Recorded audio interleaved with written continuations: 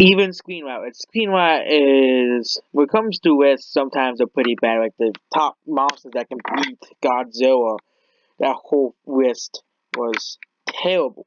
But Star Wars' biggest sequel, Trilogy, problems are Jar Jar Abrams' faults.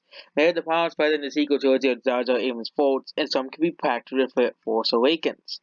Jar Jar Abrams is responsible for the biggest problems in the sequel trilogy.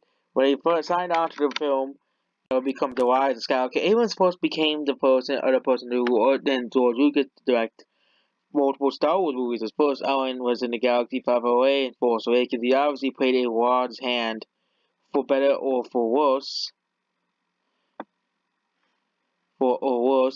in molding the trajectory of the sequel trilogy's narrative. Throughout The Force Awakens was well received, save for the critique that was similar to New Hope.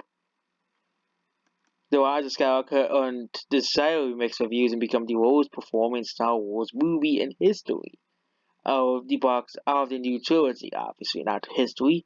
Despite the Rise of Skywalker, Rian Johnson's Last Jedi argument remains the most offensive Star Wars movie of all time. Arriving 2 years after The Force Awakens, the film proved extremely polarizing for the both creative choices that supported expectations attempted to help Star Wars grow. The Last Jedi's most vocal detractors claim that Abrams and co-writer Kurosawa was forced to course-direct on The Rise of Skywalker as they try to fix all the problems with the Last Jedi, but actually the overreaching issues present in the sequels can be traced back to Jar Jar Abrams. So it isn't just what Abrams did to the company and the company did on The Rise of Skywalker, which is a hit and criticism of retconning aspects of The Last Jedi. It unknowingly laid parts for the foundation in The Force Awakens. Originally, The Force Awakens creative team wanted to make Luke a bigger part of the narrative. They always felt he was overshadowed by new characters and was supposed to be the lead of the trilogy. So they opted to have Luke Skywalker start after Stein appearing in Star Jedi Order, and Skywalker being the only film in the film's final scene. They had said, oh, some fans wanted Luke to see to have a reunion of Han.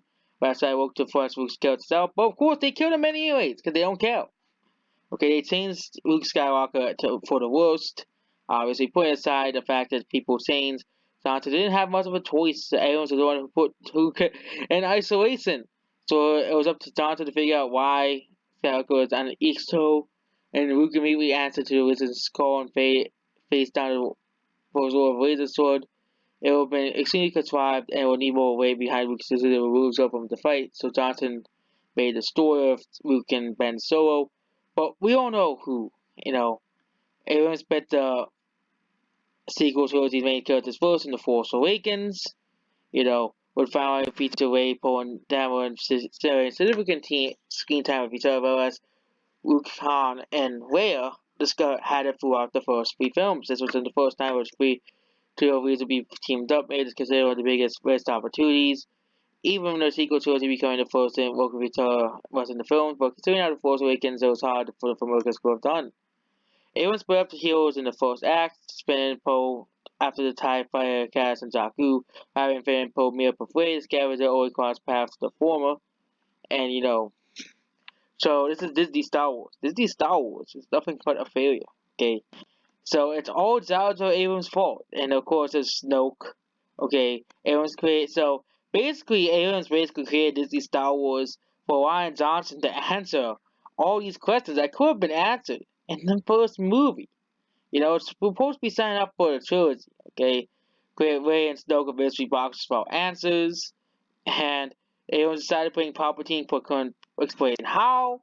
You know, everyone's underused the Knights of Ren twice, and it just goes on and on, okay?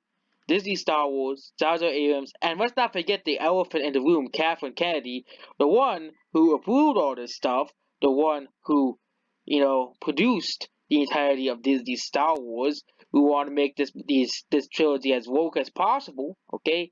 They're adding in very pointless characters like Rose Tico and Admiral Hodo, and L337 and Solo, okay? Adding characters that no one likes, but then the Mandalorian comes out and those characters become instantly liked. Okay? But Baby Yoda, Cara Dune, and obviously the Mando are more liked already than the sequel trilogy characters. Already far better than the sequel trilogy, entirety of the sequel trilogy characters. So The Force Awakens, Jar Jar Abrams, and of course, we can't it's like of course they ignore the other person who ruined Star Wars, Kathleen Kennedy, but of course they're not gonna say that she ruined it because of course they won't. We all know all this stuff was approved by her, and she ruined Star Wars along with Jar Jar Abrams and ruined Johnson. Okay, so sequel trilogy. They haven't admitted that the sequel trilogy's problems was because of Jar Jar Abrams, someone who, like Kathleen Kennedy, didn't really care for Star Wars, and I think it's saving a Star Trek. He left stuff. He does the easy stuff, so other directors can pick up for him.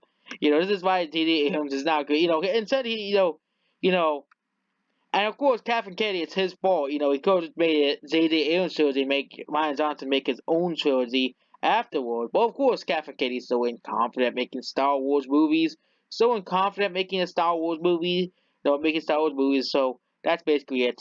Goodbye.